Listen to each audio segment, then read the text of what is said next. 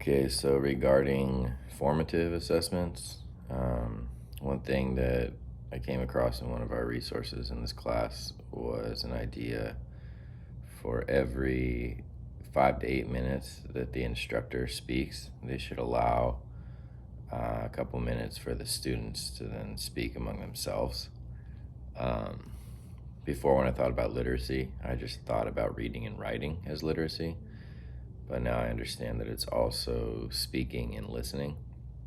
So that was presented as a way of allowing the students to kind of work on their speaking and listening.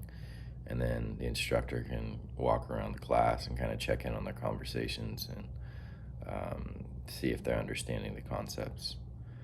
Another formative assessment, I like this idea of taking a break every 1 or 2 pages and having the students write just a quick summary of what they read. So they're kind of immediately reflecting on what they read. They're working on their writing skills and their reading comprehension.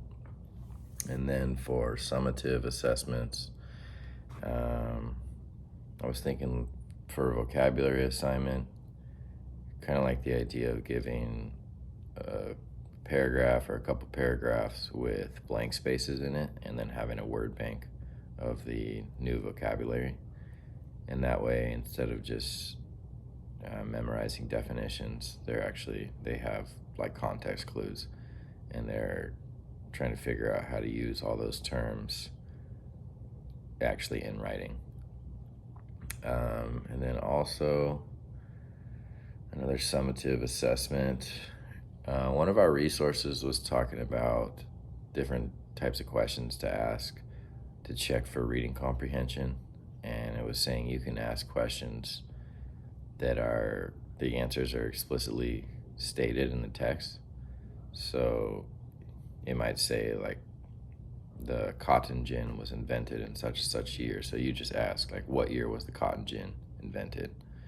But say if you're reading like a fictional story, you might ask the students to try to reflect on like the motives of a specific character, or the way an action they took, how did it make them feel, or why would they take that action?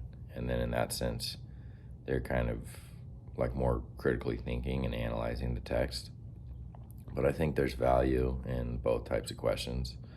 So I just think like giving some written response questions that kind of vary between things that, one, they'll know if they just read the text at all. Those are the ones that are like the information is explicitly stated.